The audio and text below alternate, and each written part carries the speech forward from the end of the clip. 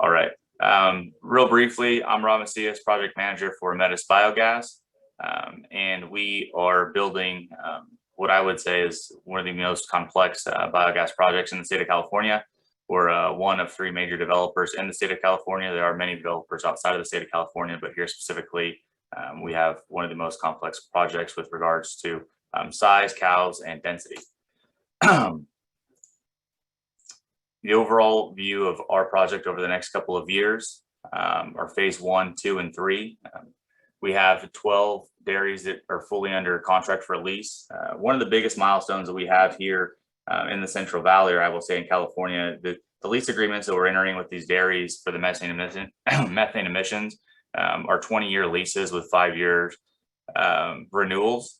Those are details that are important because you're working in people's backyards and you really have to find a means to harvest a relationship with each and every dairyman and their personalities.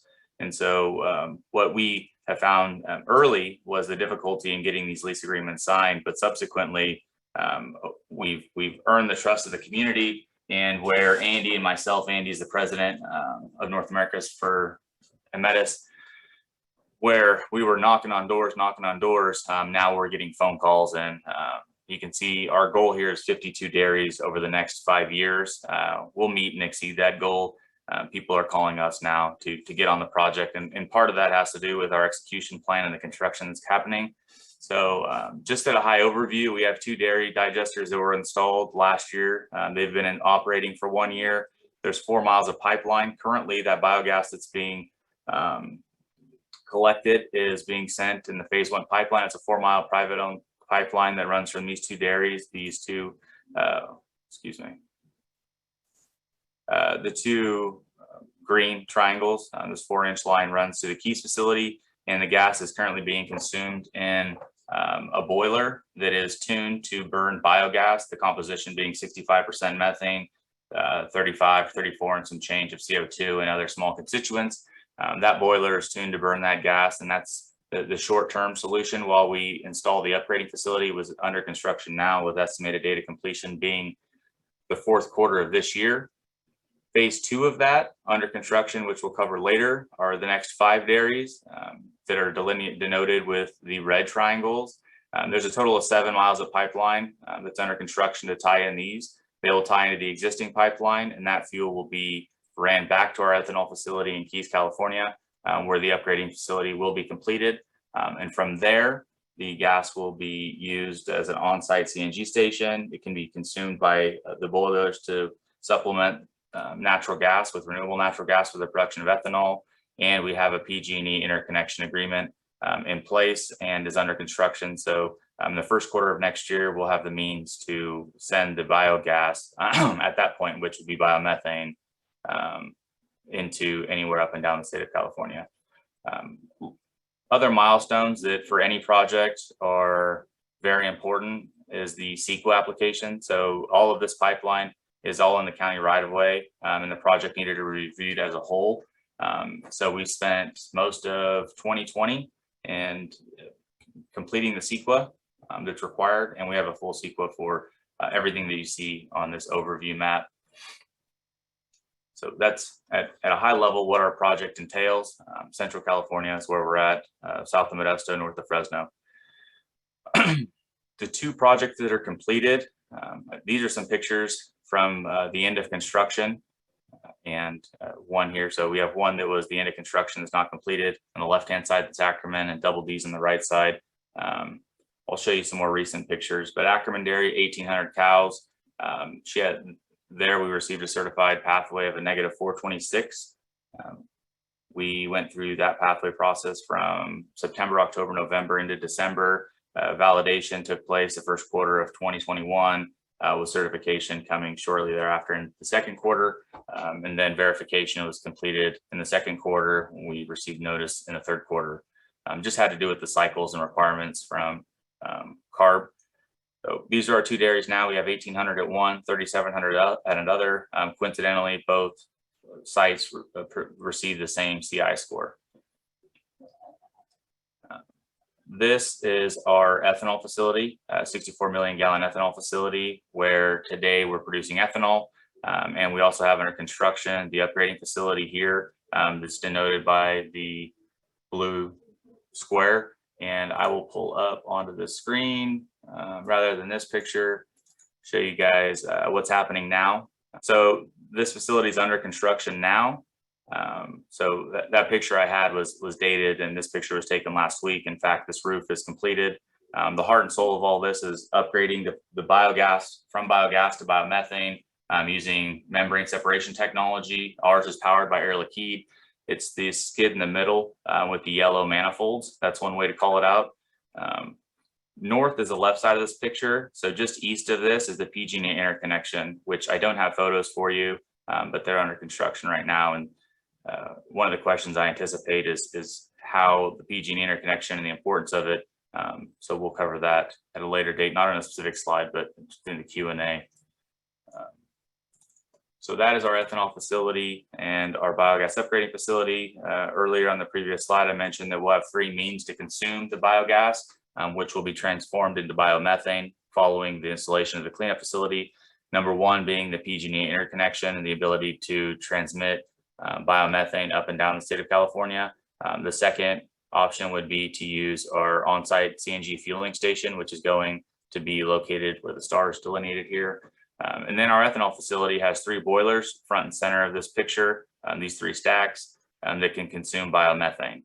So we can send it up and down the state to be used as transportation fuel and in heavy duty vehicles. We can fuel heavy duty vehicles on our site, or we can displace natural gas, petroleum-based natural gas with renewable natural gas in our boilers to support support the production of ethanol. All 3 of these means use of renewable natural gas will earn RINs and low carbon fuel standard credits.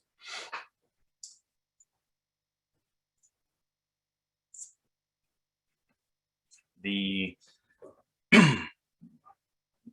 most, to me, it's the most important part of what we're doing on our project specifically is the biogas collection lines that we're putting in. It's going to be 39 miles when it's completed. 35 miles is just the second phase plus the 4 miles. And in the bottom left here, you can kind of see the network. What's most important and not shown here is in this L area, there are 30 plus dairies here, and they were all smaller dairies, and they weren't what we were calling anchor tenants. And so the idea behind our business development plan was to build anchor tenants, which we have to the west, to the south, and then to the southeast. So we'll construct these, we'll have the infrastructure in place, and then we can bear the minimal cost or the marginal cost of installing an anaerobic lagoon digester on dairies as small as 1,000 cows. So we focused on 2,000, 3,000, 4,000 cow dairies on the phase 2 and 3 here, 1, 2, and 3, I should say. And moving forward, having the infrastructure in place will allow us to pick up these dairies at a marginal cost to the project. So the larger capital expenditure has happened. On the pipeline, here's a picture from phase 1. Our pipeline that is going all in the county right of way, not in any private land. And I do want to show you guys some pictures there, more active, if you can bear with me. So this is active construction. This picture was taken last week, I believe. Last week. All of our pipelines going in the county right of way. It was kept us from having to deal with all the landowners. 40 miles of pipeline is very extensive. There would be more landowners than I'd want to have to deal with on legal for easements and otherwise. So all of our biogas pipeline is set right outside the county right of way in the shoulder. And quite honestly, I feel like we're equally as much a pipeline company as we are a digester and biogas company because of the extensive nature of the project that we're putting in. Let's see if we have another picture here for you. It's just doing some with action. So get that off the screen. I don't like to read bullet points, but it's 35 miles. We're under construction, 50% complete. Going to be done by August of next year. CEQA, as I mentioned, has been all completed. And last year, when people were paying you to take their oil, we went out and procure all the material for our projects, including the 30 plus miles of pipeline and the HDPE liner material. It's not noted here because it's a separate slide, but we went ahead and procured all of that, and we had it dropped off. And so one One item that I can imagine other developers are having to struggle with is the procurement time. I mean, it's a global issue. We don't, just because we were able to take advantage of the market when it was in a bad spot last year. So just another point of information for y'all. Permitting, I don't need to lead lines here. I mean, we've got the permit for our pipeline in Stanislaus County. It's submitted from Merced County.